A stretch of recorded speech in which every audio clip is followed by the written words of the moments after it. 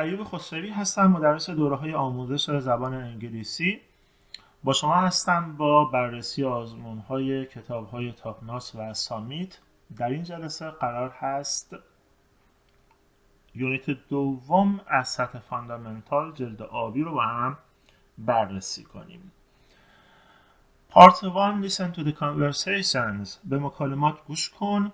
Listen again and write the number that you hear in each conversation. سپس مجددا گوش کن و شماره‌ای که شما میشنوید در هر مکالمه را بنویسید. اگزمپل رو خودش انجام داده، عدد 18 رو خودش نوشته. مثلا اگزمپل و بعد 6 تا مثال دیگه رو با هم گوش کنیم. Unit 2, Achievement Test. Listen to the conversations. Example. Hey, Aiden, Hey, Aiden. سلام، Aiden. what's your address? What's your address? آدرس شما چیه؟ British address, American address. It's 18 Main Street. It's 18 Main Street. خیابان مین، پلاک شماره 18. خب عدد 18 رو خودش نوشته. در زبان انگلیسی برخلاف زبان فارسی دوستان وقتی میخوایم آدرس بدیم از کوچک به بزرگ شروع میکنیم. پس اول شماره پلاک رو مینویسیم به نوعی نامبر، بعدش اسم کوچه علی یا اسم خیابان استریت، اسم بولوار ایانن اونیو، اسم شهر سیدی، اسم استان پراوینس رو می نویسید. حالا می توانید در ادامه کشور کانتری رو هم اگر نیاز بود بنویسید. کانتری قاره هم خب تو آدرس نمی نویسن ولی ما دیگه اومدیم می نویسیم کانتیننت، چه قاره. کل دنیا هم که ورد هستش. پس میگیم 18 بانک استریت، 18 مین استریت، 18 آزادی استریت. بنابراین شماره پلاک رو می نویسید و اسم خیابان رو.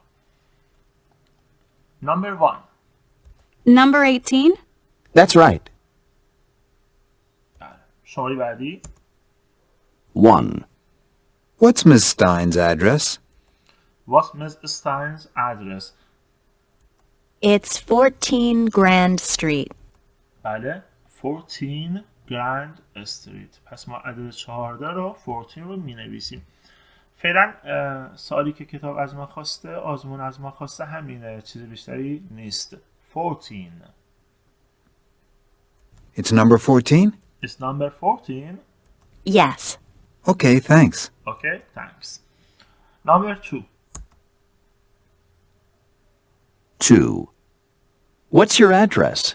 It's 20 New Street. It's 20 New Street.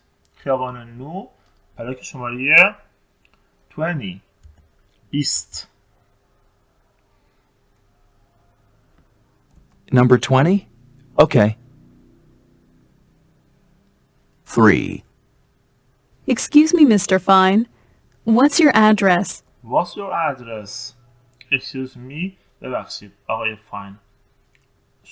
آدرستون چیه؟ 12 Robin Street. 12 رابین استریت.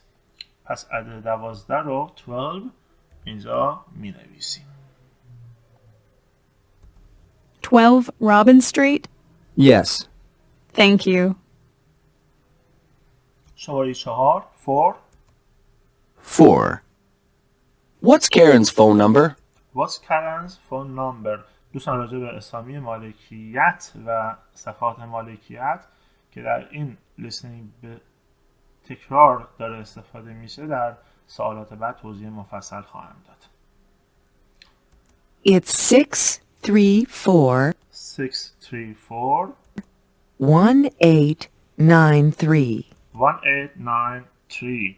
پس عددی رو که شنیدیم، شماره تلفنی که شنیدیم می نویسیم 634 81 1893 و بهتر آن است که یه فاصله هم بذاریم. ببینید درست شنیدیم. 634-1893. That's it. Thanks. درست نوشتیم. Number 5. 5. What's your phone number? It's 402 402 2751. 2751. پس می نویسیم 402. حواسمون باشه به عدد دوستان صفر در زبان انگلیسی توی شماره ها او گفته میشه. 2751. ببینیم درست نوشتیم. 402 2751. Yep. بله درست نوشتیم. و آخرین مکالمه 6. What's his phone number? 728 728 1940. 1940. پس می نویسیم 728. یه فاصله بهتران است که بذارم 1940. تکرار میکنه، گوش کنیم. 728 1940. Yes. کاملا درسته. Now listen again and write the number that you hear in each conversation. 1, What's Ms. Stein's address? It's 14 Grand Street. It's number 14? Yes.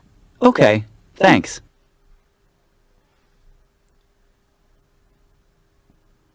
2, What's your address? It's 20 New Street. Number 20? Okay.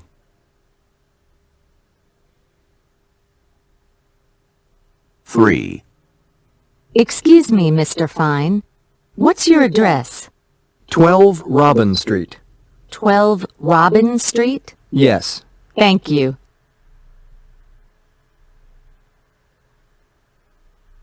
4, What's Karen's phone number? It's 634 1893. 634-1893. That's it. Thanks.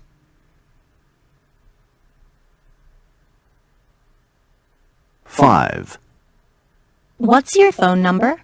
It's 402 2751. 402 2751. Yep.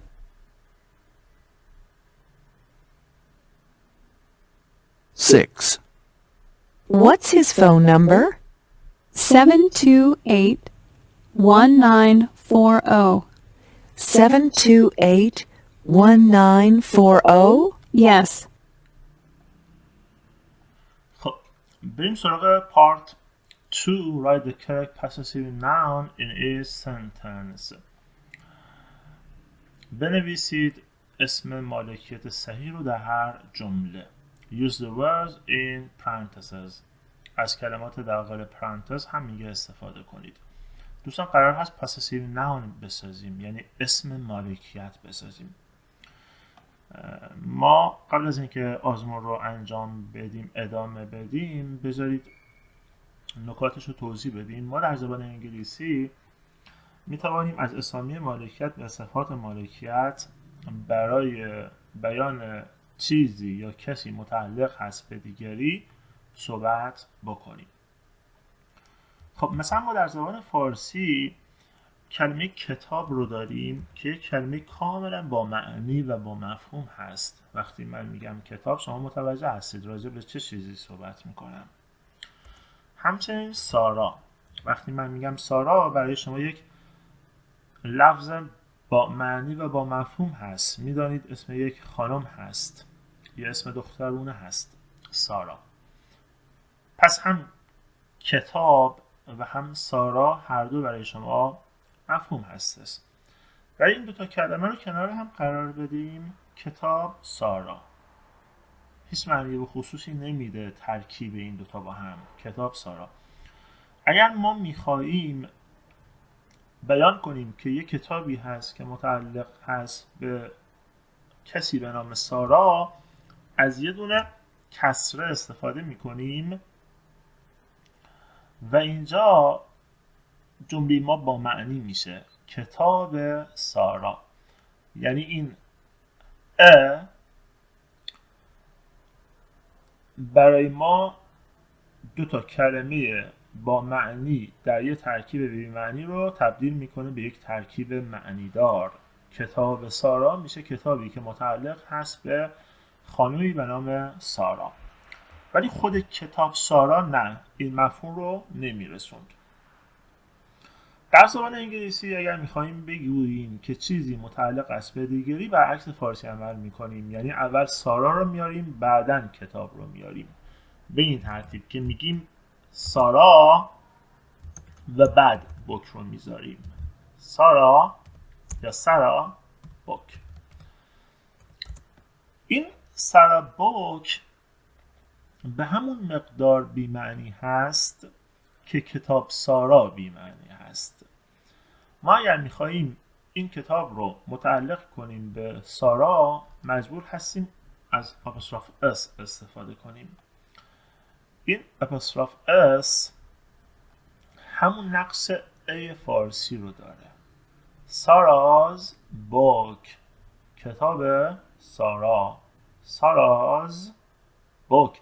اگر بگم سارا بوک جمله من جمله درستی نیست، ولی میگم ساراز بوک حالا جمله من جمله با معنی شد. ساراز بوک. در فارسی میگیم کتاب سارا. در انگلیسی اگر بگویید بوک سارا مرتکب اشتباه شده اید. بوک سارا نیست، ساراز بوک.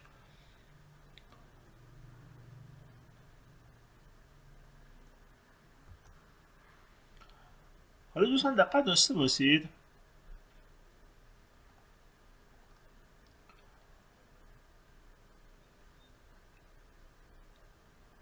اگر میخواهیم بگوییم کتابش، یعنی اسم سارا رو نیاریم، بگوییم کتاب او، مخاطبمون سارا رو میشناسه، میخوایم بگیم کتابش، چجوری این کار انجام میدیم؟ میگیم her book. her book.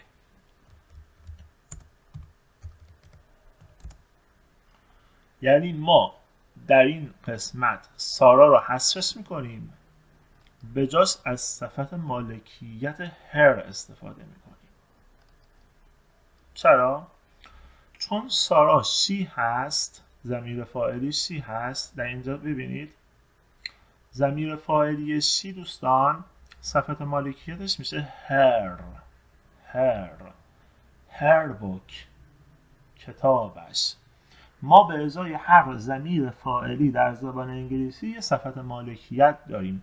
اینهایی رو که آبی نوشتم اینها صفت مالکیت هستند. برای آی مای، حالا من مثال فرند رو بالا گذاشتم. my friend، دوستم، دوست من. his friend، دوستش، دوست او یه نفر آقا. her friend، دوستش، دوست او یه نفر خانم. our friend، دوست من، دوست ما چند نفر. your friend، دوستت یا دوستتان، دوست شما یک نفر یا شما چند نفر، فرقی نمیکنه. و their friend، دوستشان، دوست شما چند نفر، دوست اونا چند نفر. پس به ازای هر ضمیر فاعلی خیلی ساده با رنگ قرمز نوشتم، یه صفت مالکیت داریم که با رنگ آبی نوشتم. دوستان اینا ضمیر ملکی نیستن، ضمیر ملکی چیز دیگریه. صفت مالکیت. دوست من. my book، کتاب من. my neighbor، همسایه من. ساراز بوک، کتاب او یه نفر خانم. او یه نفر خانم شی هست، کتابش میشه her friend، دوستش. بایستی ببینیم کی هست شده از جمله. به جای او صفت مالکیت متناسب قرار بدیم. ساراز بوک، her book. چند تا نکته اینجا داریم. نکته اول این که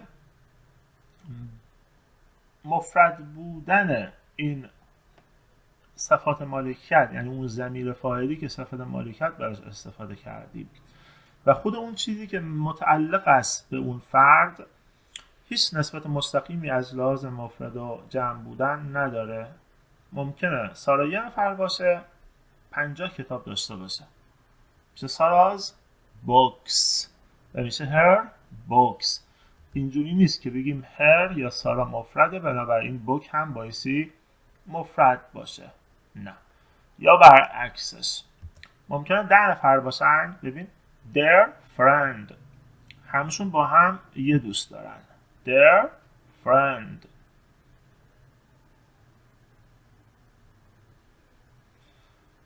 ممکنه چندین دوست داشته باشن، میشه their friends، دوستانشان. هیچ نسبت مستقیم مفرد و جمع بودنشون با هم دیگه نداره.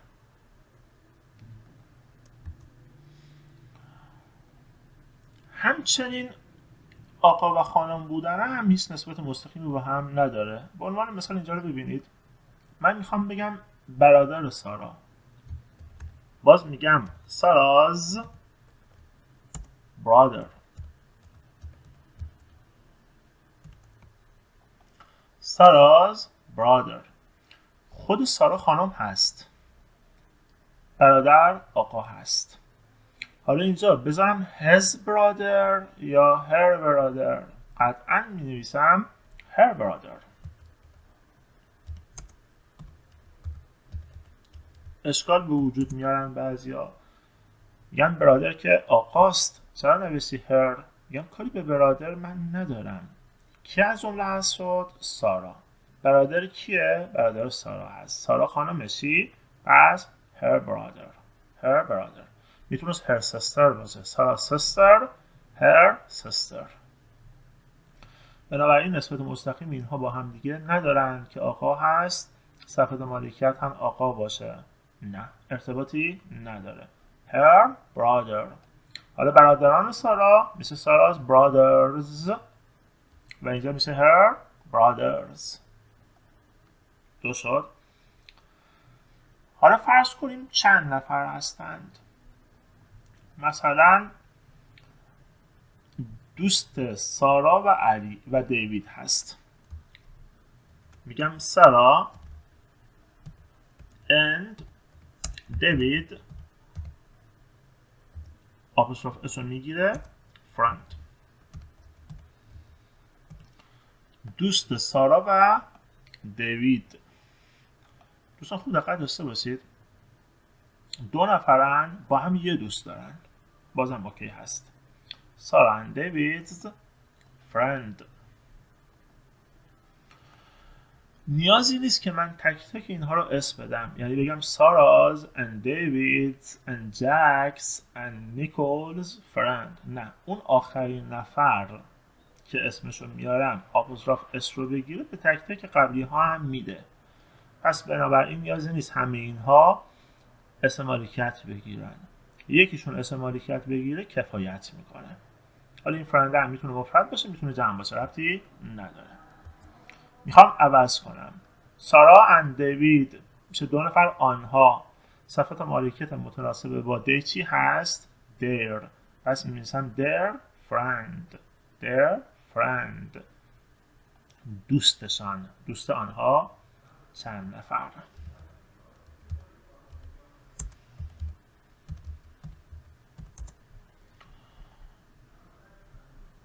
بازم دوستان دقت داشته باشید،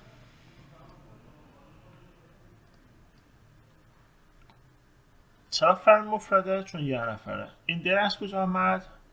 جایگزین سارا و دیوید هست.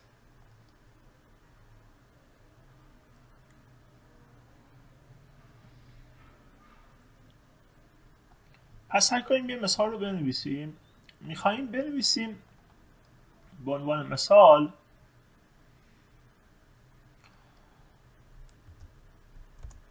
برادر سارا یا خواهر سارا دوست علیه، یا خواهر علی دوست ساراست. خواهر علی میشه Ali's sister is دوست سارا Sarah's friend.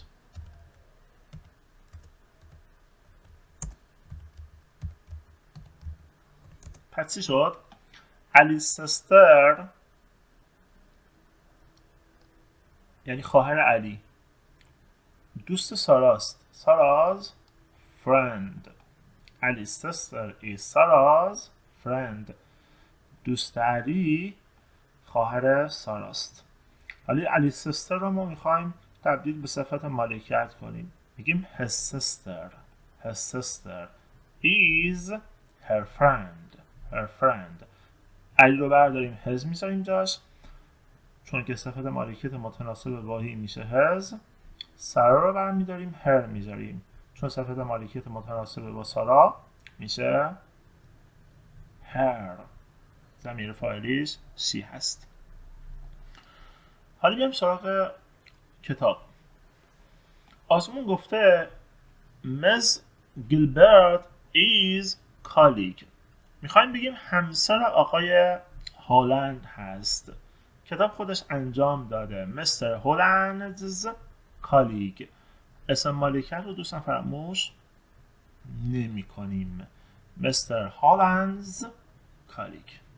فقط کافیه اسم رو بذاریم یا آپوستروف اس به اس اضافه کنیم بهش میگیم possessive noun اسم مالکیت.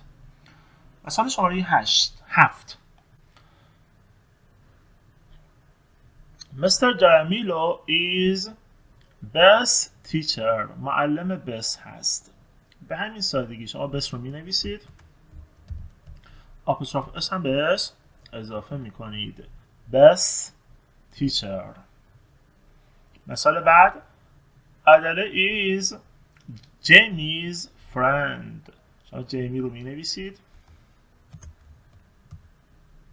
آپوستروف اس رو بهش اضافه می کنید. Number 9 Ms. Smith is Mrs. O's boss. باز هم به همون ترتیب شما میسیز رو می نویسید او رو می نویسید آپوستروف اس رو اضافه می کنید. حواستون باشه اسم آدم ها همه با حرف بزرگ نوشته میشه. عنوان آدم ها هم با حرف بزرگ نوشته میشه. اینجا میسیز با حرف بزرگ بایستی بنویسیم. اونجا مستر رو با حرف بزرگ می نویسیم. به این نکته پس خیلی خوب دقت داشته باشید. پس اسم مالکیت برخلاف زبان فارسی که اول اس رو می نویسیم بعد نسبت رو می نویسیم در زبان انگلیسی در زبان فارسی برعکس هست. اول نسبت رو میذاریم بعد اسم رو میذاریم. مثلا کتاب علی، دوست علی، همسایه علی. به این تمرین بعدی ما میخواییم اینجا از عنوان ها استفاده کنیم. مستر، میسیز، مز و مس. یه سر بزنیم نسبت ها رو با هم گوش کنیم. Read and listen. عنوان ها رو 1, Mr. 2, Mrs. 3, Miss. 4, Ms. 5, First name. 6. Last name. Now listen again. بله. در این شارت ببینید خیلی واضح و مشخص هست. مستر برای آقایان در هر شرایطی استفاده میشه. چه متعهل باشن چه مجرد باشن. پس میگیم مستر. و دو تا لغت هم اینجا یاد میگیریم. مجرد میشه سینگل و متعهل میشه عرضم به حضور شما married. پس می‌نویسیم single یعنی مجرد و married میشه فرد متأهل. فونت سیاه بنویسیم خوش رنگ‌تر است. برای خانم ها این چنین نیست. از سه عنوان مختلف استفاده میشه.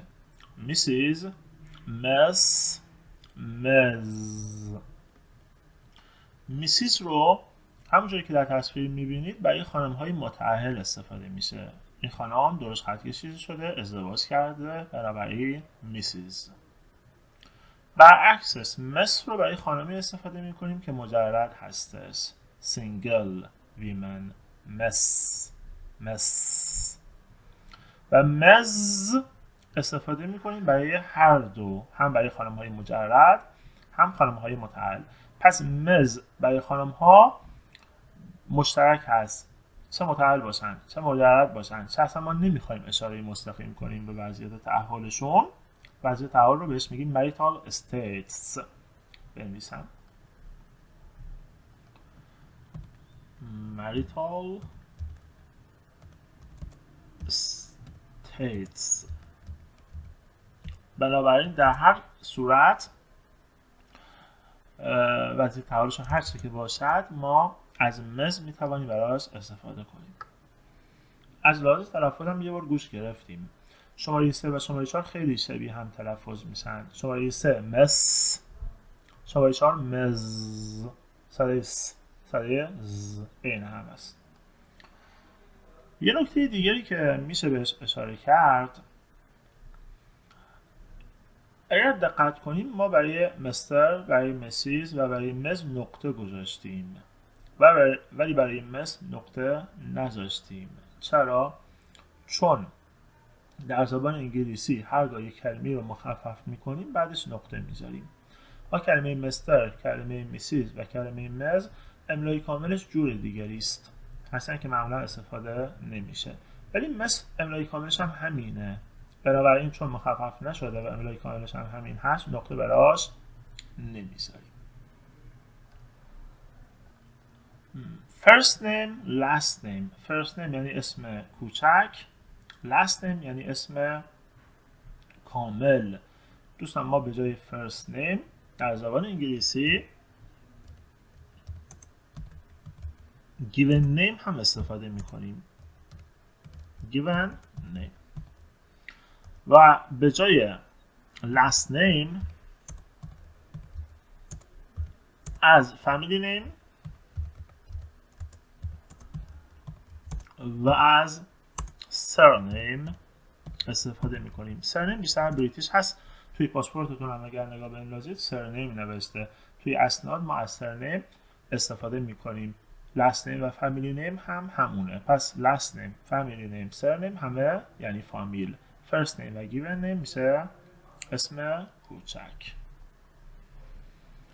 و در این بخش میگه عنوان ها رو مثل مستر و میسیز رو سعی کنید با فامیل استفاده کنید. با اسم کوچک اینا رو استفاده نمیشه. یا با فامیل استفاده میشه مستر هو، میسیز هو، یا با اسم فامیل کنار هم مستر برندن هو، میسیز لیزا هو. با اسم تنهایی استفاده نمیشه. مستر برندن و میسیز لیزا اشتباهه، چون که برندن و لیزا فرست نیم هستن و عنوان براش استفاده نمی کنیم. برگردیم به آزمونمون. میخوایم گزینه سعی رو پیدا کنیم. Look at the picture. به تصاویر نگاه بیانداز. Check the correct title. تایتل میشه عنوان. عنوان سعی رو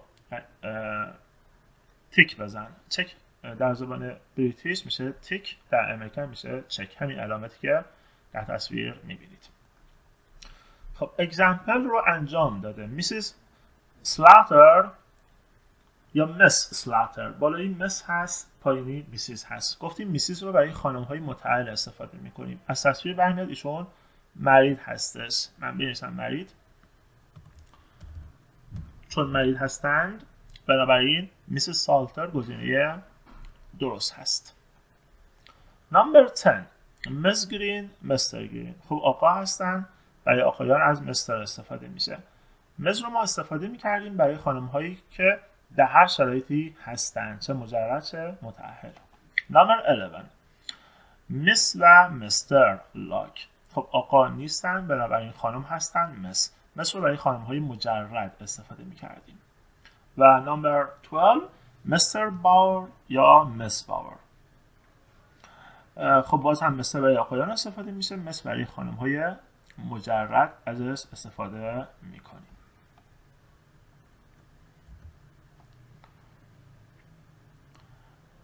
تمرین شماره 4 part 4. Look at the pictures and the words in the box.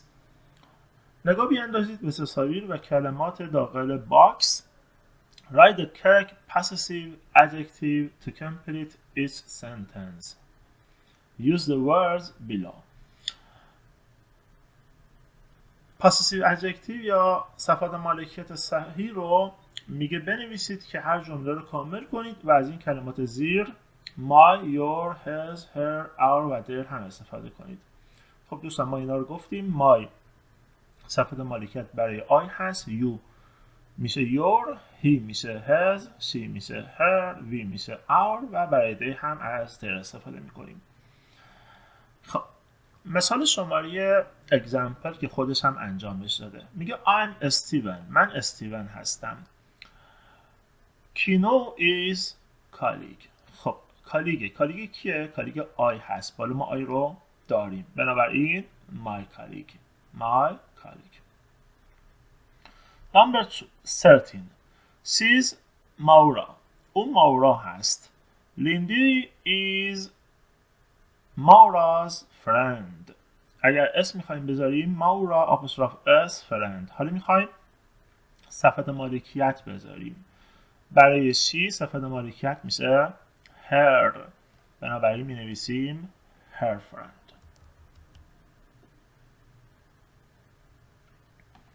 Number 14. They are Mr. and Mrs. Kim. آنها آقا و خانم کیم هستند. Douglas is their neighbor. همسایه‌شون هست. همسایه کی؟ همسایه 2 نفر. خودش هم they are رو گفته they، هم Mr. and Mrs. 2 نفر هستند. بنابراین صفت مالکیت متناسب با they میشه their. Number 15. We're engineers. ما مهندس هستیم. Mrs. Green is boss. خانم کرین رئیس ما هست. باس میشه رئیس. رئیس کیه؟ رئیس وی. صفت مالکیت متناسب با وی میشه our. Number 16. He is Bart. او بارت هست. Rock is classmate. خب در تصویر میبینیم آقا هست. هی هم داریم. بنابراین صفت مالکیت متناسب با هی میشه his. Rock is his classmate. دوستان اون he is مخففش میشه his کشیده هست. این his خفیف تلفظ میشه. Number 17. You are John. شما جان هستید. Paul is your teacher. Paul معلم شماست. صفت مالکیت متناسب با you میشه your.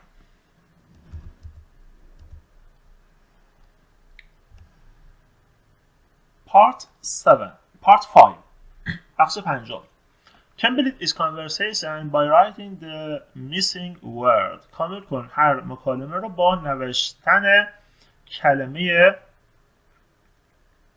جا افتاده. missing word میشه کلمه‌ای که جا افتاده و از قلم افتاده و از دست رفته. Use contractions when possible. از فرم مخفف استفاده کن وقتی که ممکن هست. Use capital letters when necessary. و از حروف با حرف بزرگ شروع کن وقتی که ممکن هست. خب example. Your name I'm Julie Beck. میگه اسم شما چیست؟ خب اسم شما چیست؟ از چیزی ما سوال میکنیم what میذاریم ابتدای کلمه پرسشیمون و بعدش ما از فعل to be امویزار استفاده میکنیم. بنابراین ساختار همینه. WH question رو ابتدا استفاده میکنید و بعد فعل to be رو متناسب با اسمتون که مفرد یا جمع باشه میذارید. What's your name? I'm Julie Beck. Number 18. Do you know where Mary is? خب میخواد بگه آیا میدانی مری اهل کجاست؟ پاسخ داده Yes I do Portugal. پرتغال میشه پرتغال. پس اسم کشور رو گفته حتما گفته اهل کجا هست. بنابراین Where is he from بایستی می بود ولی اینجا دقت داشته باشید دوستان گفته Where Mary is from یعنی توی پرسش اگر ما داشتیم میشه where is Mary from، ولی اینجا میبینیم نوشته where Mary is from، یعنی جای فعل to be در فرم خبری خودش اومده و در فرم پرسشی Mary is تبدیل میشه به is Mary. حتما اطلاع دارید. چرا این اتفاق افتاده؟ چون که به اینها میگیم embedded question یا پرسش های نهفته. بخش اول جمله پرسشی شده و چون بخش اول جمله پرسشی هست کافیه در ادامه جمله Mary is فرم خبری به خودش میگیره. is Mary استفاده نمیشه. Do you know where Mary is from؟ آیا میدانید که مری اهل کجاست؟ Yes, I do. پاسخ کوتاه مثبت. بله میدونم. Portugal. اهل پرتغال هست. Number 19. Your phone number. خب این شماره تلفن شما چنده؟ ما از what براش استفاده میکنیم چون your phone number مفرد هست. فعل تو بیش هم is هست. What's your phone number?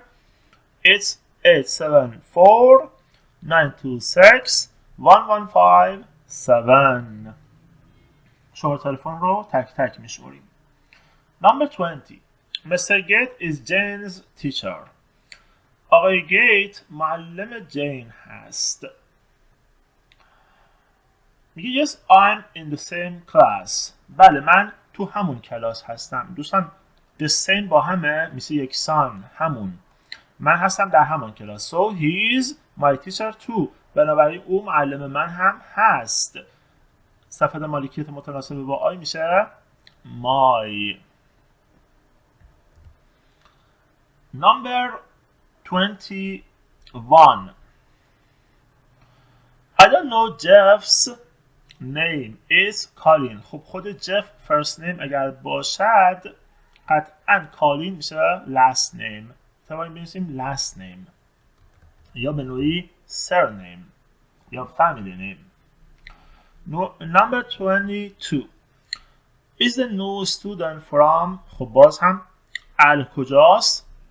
کلمه پرسشی کجا میشه where.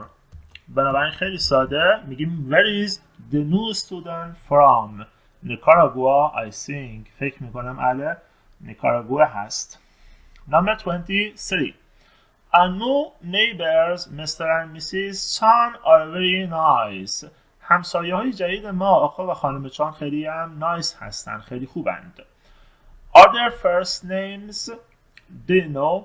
میگه اسم کوچیکشون چیه و چی بنابراین میشه what و چون دو نفر هستن فعل to be شد are. پس what are their first names؟ Do you know؟ آیا میدانید؟ Number 24. What is address؟ میگه I live at 89 Cherry Street. شماره پلاک بعد شماره خیابان. خب من زندگی میکنم. پرسیده آدرس تو چیه؟ تو میشه your. و number 25. Look and I work together at Lawson Company. لوک و من کار میکنیم با همدیگه در شرکت لاوسن. Also you are. خب وقتی ما در یه شرکت کار میکنیم دوستان همکار هستیم. کالیگ.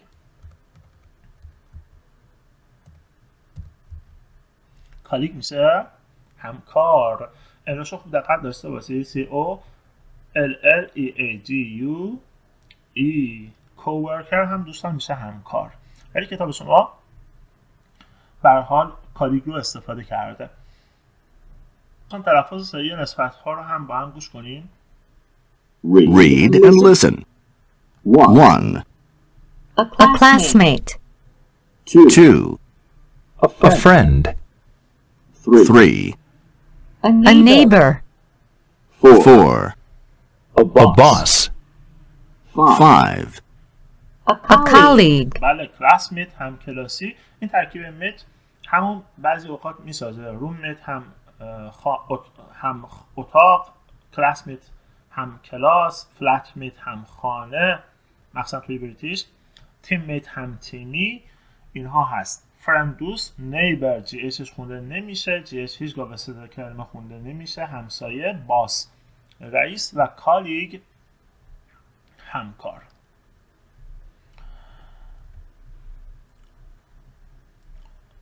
6, read the paragraph, then circle the letter in front of the word that best completes its statement. میگه بخوان پاراگراف رو سپس دور حرف جلوی کلمات رو که بهترین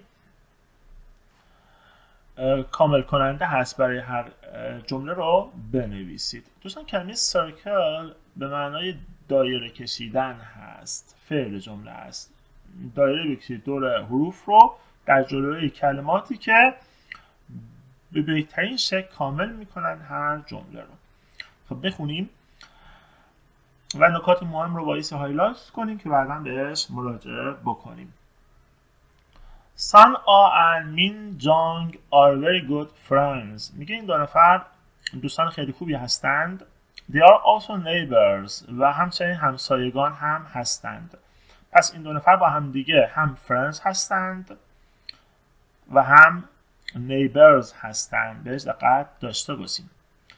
They go to the same school. خب به یه مدرسه میرند and they are classmates in English class و توی کلاس انگلیسی با هم کلاس هم هستند.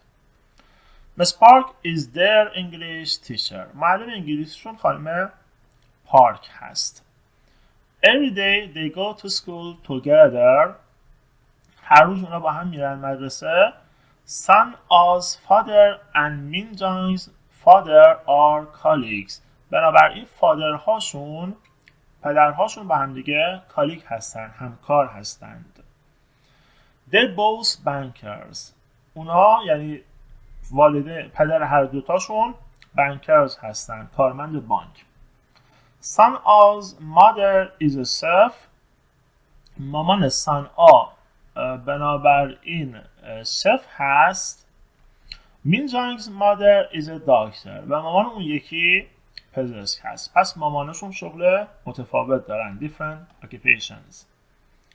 Sun A and Min Jong wanna be doctors. این دو میخوان پزشک باشن. پس علاقهشون به دکتر بودن هست. Want to be doctors. 2. Maybe they can work together, then they can be colleagues too. شاید بتونن با هم کار کنن و اونها میتونن همکار باشن. together یعنی با هم دیگه. خب با توجه به چیزهایی که هایلایت کردیم بریم ببینیم میتونیم به سوالات پاسخ بدیم یا نه. سوال شماره example رو گفته Sun A's mother is a. خب جواب داده شف و ما هم اینجا شغلا رو نوشتیم. مامان یکیشون دکتر بود و مامان اون یکی شف بود. نوشته اینجا این سطر رو عرض میکنم. Sun A's mother is a chef. is a chef. بسیار عالی. پس پاسخ شف هست که خود کتاب انجامش داده آزمون. ما هم هایلایتش میکنم. Number 26. Sun A lives near. Sun A نزدیک کی زندگی میکنه؟ A bank. نزدیک بانک نگفت. باباهاشون کارمند بانک بودن. مس پارک معلمشون بود. نه. مس مین جانگ آره، چون که گفت اینها با هم دیگه نیبرز هستن پس نزدیک هم زندگی میکنن و بنابراین گزینه مین جانگ گزینه درستی هست. 27. Sun A and Min Jong wanna be. خب گفت یه روزی میخوان اینها دکترز بشند. خیلی روشن در گزینه هامون ما اینو داشتیم. اینجا بود wanna be doctors. 28. Min Jong's father is Sun A's fathers.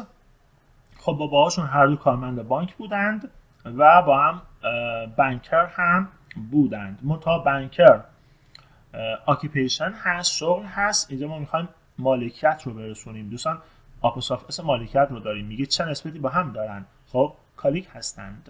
پس می‌نویسیم کالیگ. پس Min Jong's father is Sun A's father's colleague. ببین چقدر مالکیت استفاده شد. Jong's father یه مالکیت، Sun A's father دومی، Sun A's father's colleague هم باز هم سه تا مالکیت پشت هم استفاده شد. اول پدر سان آ و بعد همکار پدر سان آ. Number 29. Min Jang's mother is son Ah's mother's. مامانشون خب شغلاشون متفاوت بود ولی خونه‌هاشون نزدیک هم هست و خودشون همسایه هستن. خب طبیعتا مامانشون هم همسایه هست. صحبت از فرند بودن خودشون شد ولی صحبت از فرند بودن والدین یعنی مادرها نشد. باباها هم همکار بودند. و دکتر هم خب قطعا نمیشه چون که occupation هست. ما relationship اینجا میخوایم، نسبت میخوایم. و number 30. Sun Ah and Min Jang are not. خب این دو نفر کلاسمیت بودن، فرند هم بودن، تو همون سطح‌های اول هم فرند هم نیبرز هم کلاسمیت بودن ولی تیچرز خب قطعا نبودند و گزینه سری ما میشه teachers به خاطر اینکه not استفاده کرد. خیلی خب من هایلایت ها رو انجام دادم. حالا شما میتوانید بنویسید داخل گزینه ها هم ولی نیازی نیست. تمرین بعد Unit 2 Writing Test رایتینگ داریم. What would you say؟ چه خواهید گفت؟ Complete each conversation. Use contractions. Capitalize correctly. خب گفته هر مکالمه رو کامل کنید و از کانتراکشن استفاده کنید، یعنی از فرم مخفف گفته حتما استفاده کنید و نکته بعدی گفته کپیتالایز کنید یعنی با حرف بزرگ اگر نیاز بود استفاده بکنید. خب یه جمله گفته و ما میخوایم به جمله ایشون پاسخ بدیم. گفته Hello, it's nice to meet you. خب در پاسخ it's nice to meet you ما هم میتونیم متقابلا بگیم nice to meet you. به جای های، به جای hello میتونیم های بگیم. دوستان به جای های میتونیم اگر صبح باشه good morning بگیم، اگر بعد از ظهر باشه good afternoon، اگر عصر good evening بگیم ولی good night نمیگیم. پس hi، hello، good morning، good afternoon، good evening همه معنای greeting و hello رو میدن. و به جای it's nice to meet you هم شما میتوانید بگید nice to meet you، too nice to meet you، یه دونه کاما to. دوستان به جای nice هر صفت مثبت دیگری هم میتونید بذارید. good to meet you، pleasure to meet you، glad to meet you، great to meet you همه اینها درست هستند. number 2 خب پاسخ رو داده، سوال رو بایستی بسازیم. روزا is from the United States. روزا اهل آمریکا هست. حتما پرسیده روزا اهل کجاست.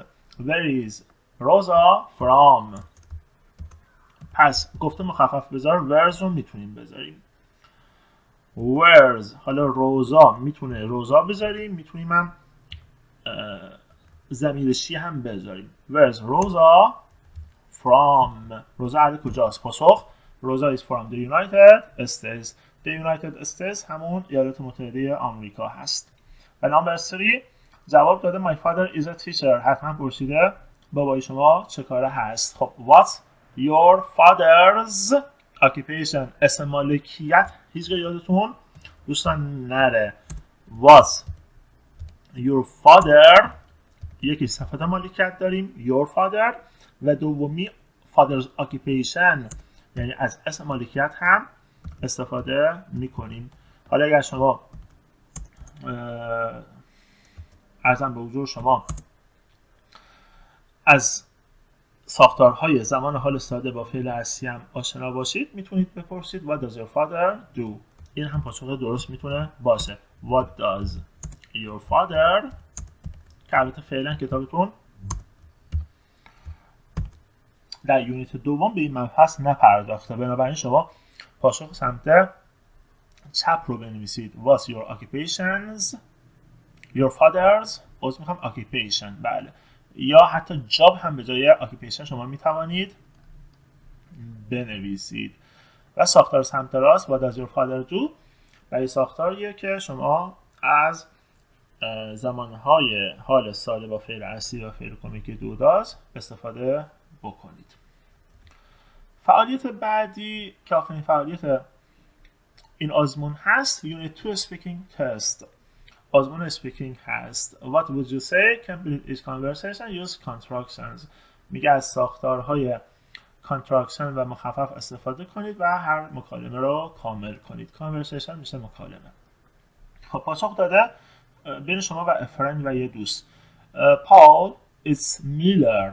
He is Paul Miller. Paul میلر. پس اسمش رو میدونید، پاول هست، میلر فامیلشه. حتما پرسیده What's Paul's last name؟ یعنی فامیل پاول چیست؟ What's. حرف بزرگ رو یادمون نره برای پاول. اسم مالکیت هم یادمون نره. What's Paul's last name؟ علامت پرسش هم آخرش گذاشته، حالا ما هم اینجا میذاریم.